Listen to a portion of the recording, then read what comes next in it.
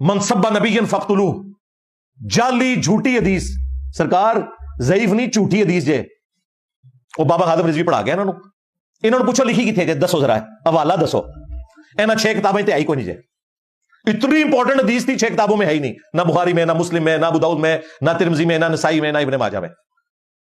दूर की किताब में जा मोहम्मद इंजीनियर ने तहरीर लब्बैक के खिलाफ बहुत बड़ी हर्जा सराई की है, और बाबा जी ख्वाजा हुसैन रज़ी साहब के ख़िलाफ़ भी उसने मनसब्बा नबिय्यन फ़क़्तुलूह जो हदीस है, इस हवाले से उसने जिस तरह की उसकी बदतमीज़ और जिस तरह की उसकी रफ़ लैंग्वेज है उसमें कलाम किया।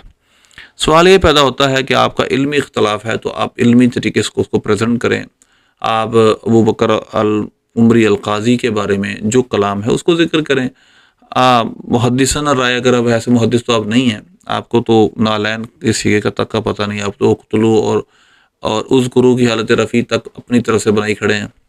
मगर इसके बावजूद भी चलें आपको राय देने तो उस तमीज़ के दायरे में। मगर मैं आपके सामने मेरी दो वीडियो चलेगी, मुख्तसर, ज़्यादा लंबी नहीं है, कि जिसमें मैंने आप इस हदीस की तहकीक बयान की थी कि एक है मतन का ज़ईफ़ होना या मौजू होना, और एक है रावी का मौजू होना।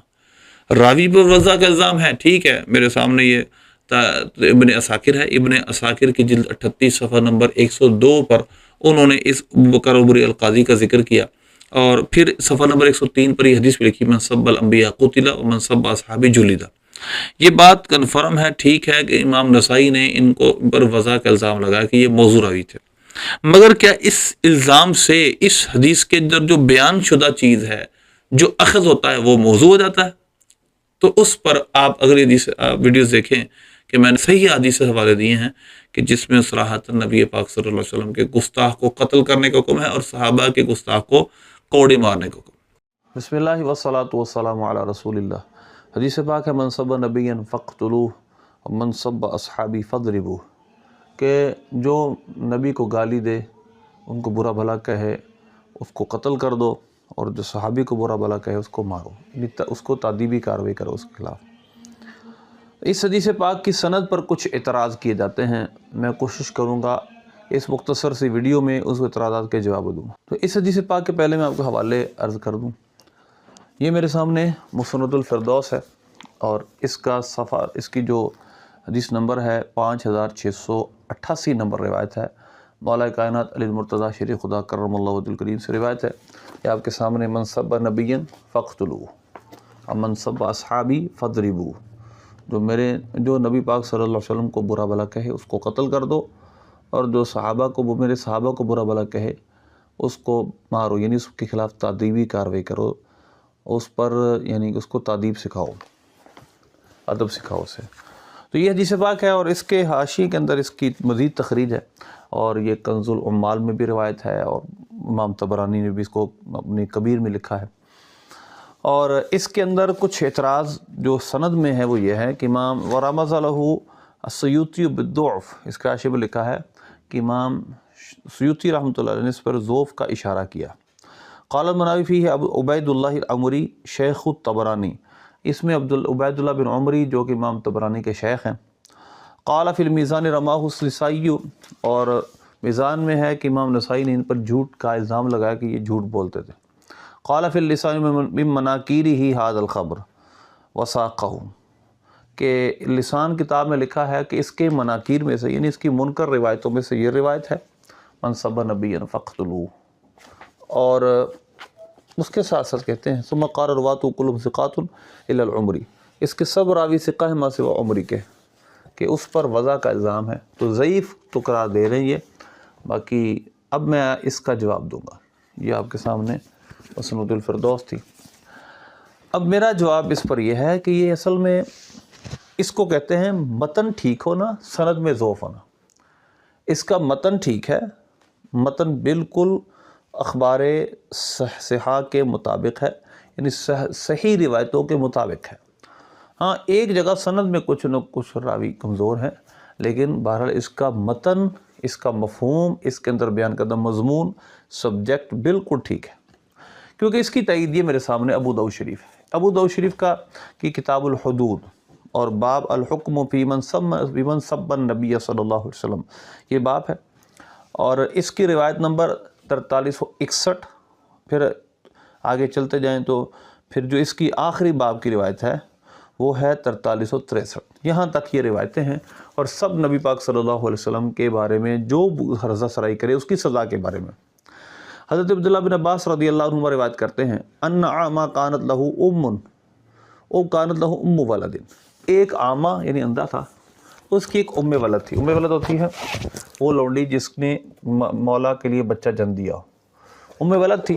اس ام ولد وہ نبی پاک صلی اللہ علیہ وسلم کی گستاخی کیا کرتی تھی. وہ اس کو سمجھاتا تھا، منع کرتا تھا، فلا تنتہی، رکتی نہیں. وہ اس کو زجر کرتا لیکن وہ فلا تنتزج، وہ زجر کرتا لیکن وہ سمجھتی نہیں تھی. اس کے بعد کیا ہوا؟ فلما کانت ذات لیلۃ جعلت تقع فی النبی صلی اللہ علیہ وسلم تشتمہ.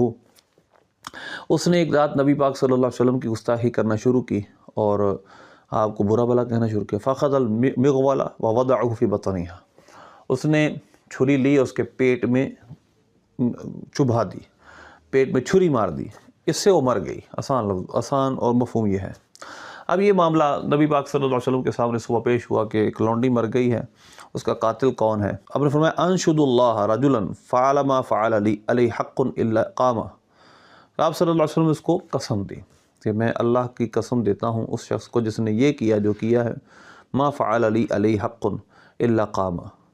اور پھر آپ نے اپنے حق کو بیان فرمایا کہ وہ کھڑا ہو جائے. یعنی آپ صلی اللہ علیہ وسلم نے اس کو قسم دی تو وہ کھڑا ہو گئے. فقام الاعمى، تو وہ اندھا کھڑا ہوئے. تخطى الناس وهو يتزلزل، وہ لوگوں کو چیرتا ہوا اور گرتا پڑتا حضور پاک صلی اللہ علیہ وسلم کے سامنے حاضر ہوا. فقال یا رسول اللہ انا صاحبها. عرض کی یا رسول اللہ میں اس کا مالک ہوں. کان تشتمک وتقع فیک. یا رسول اللہ وہ آپ کو بولا بلا کہتی تھی اور آپ کو گالیاں دیتی تھی معاذ اللہ. تو پھر آپ نے اس نے عرض کی کہ یا رسول اللہ میں نے اس کو قتل کر دیا. آپ نے صلی اللہ علیہ وسلم نے فرمایا الا اشہدوا ان دماها حدر. فرمایا گواہ ہو جاؤ، گواہ بن جاؤ کہ اس کا خون حدر ہے. اس سے اگلی روایت بھی یہی ہے. اور پھر اگلی جو آخری روایت میں آپ کے سامنے بیان کروں اس موضوع پر، 4363 نمبر، حضرت ابوبکر صدیق رضی اللہ تعالیٰ کے بارے میں ایک شخص نے روایت کی ہے. وہ کہتے ہیں ابو برزہ قال قنت عند ابی بکر فتغیظ علی رجل.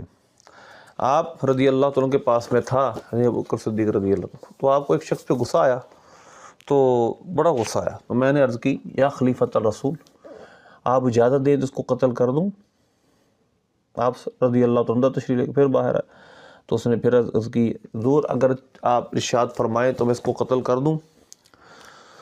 فقال ما الذي قلت آنفا قلت اذن لي اضرب عنقه. فرمایا تم نے ابھی کیا کہا تھا جب آپ گھر تشریف لے گئے پھر واپس تشریف لے گئے؟ اب تم نے کیا کہا تھا؟ عرض کی کہ مجھے اجازت دیجئے کہ میں اس کی گردن اڑا دوں. تو فرمایا اكنت فاعلا له امرتک. فرمایا اگر میں نے جو تمہیں کہا یہ کر، اگر تمہیں کہہ دوں تو کر دو گے؟ قال نعم. عرض کی ہوں، ہاں کیوں نہیں. فرمایا لا واللہ ما كانت لبشر بعد محمد صلی اللہ علیہ وسلم. فرمایا یہ کسی بشر کے لیے حضور کے بعد جائز نہیں. یعنی یہ حق کہ اس کے گستاخ کو قتل کر دیا جائے یہ نبی پاک صلی اللہ علیہ وسلم کے علاوہ کسی کا نہیں. اب یعنی نبوت کا سلسلہ ختم ہو گیا، یہ حق نبیوں کا ہوتا ہے اور نبی پاک صلی اللہ علیہ وسلم آخری نبی ہیں. اب یہ حق صرف آقا ہے کہ آپ کے گستاخ کو قتل کر دیا جائے. تو یہ روایت ہے اور صحیح سند سے ہیں ساری. تو یہ ابو داؤد شریف کی روایات ساری صحیح سند سے ہیں.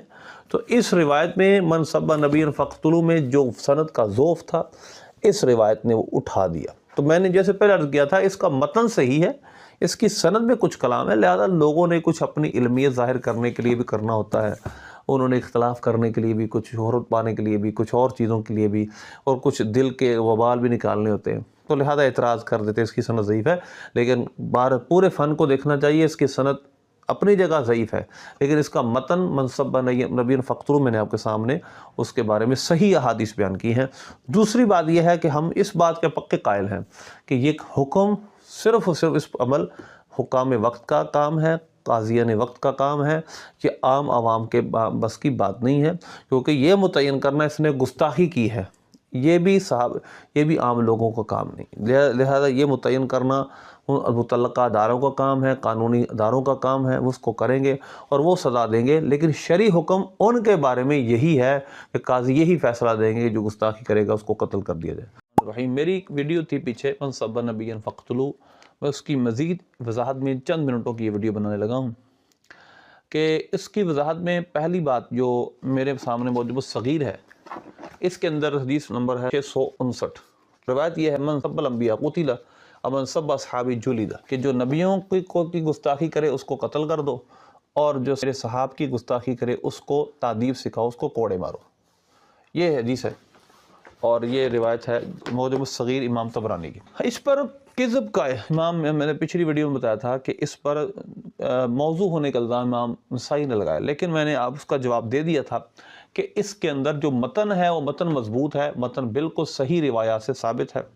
دوسری بات جو جہاں وضاحت والی ہے، من سب الانبیاء قتل، وہاں میں نے صرف یہ بات کی تھی نبی پاک صلی اللہ علیہ وسلم کی جو گستاخی کرے، تو وضاحت دوسری یہ ہے کہ ہمارے نزدیک سب انبیاء کی گستاخی کفر ہے۔ عیسیٰ علیہ السلام کی گستاخی کی جائے یا موسی علیہ السلام کی، یہ کسی بھی نبی کی وہ کفر ہے اور اس کی سزا قتل ہے۔ وہ حکام والا، اس وقت کے حاکم قاضی کے پر ضروری ہے کہ اس پہ یہ سزا جاری کرے، وگرنہ وہ گناہ گار ہوں گے جاننے کے باوجود۔ تو لہذا ہمارا یہی مسئلہ ہے کہ یہودی و نصارہ ہمارے نبی پاک صلی اللہ علیہ وسلم کی گستاخی کرتے ہیں، لیکن ہم کیونکہ موسیٰ و عیسیٰ علیہ السلام کو ان سے زیادہ ماننے والے ہیں تو ہم ان کی گستاخی نہیں کر سکتے۔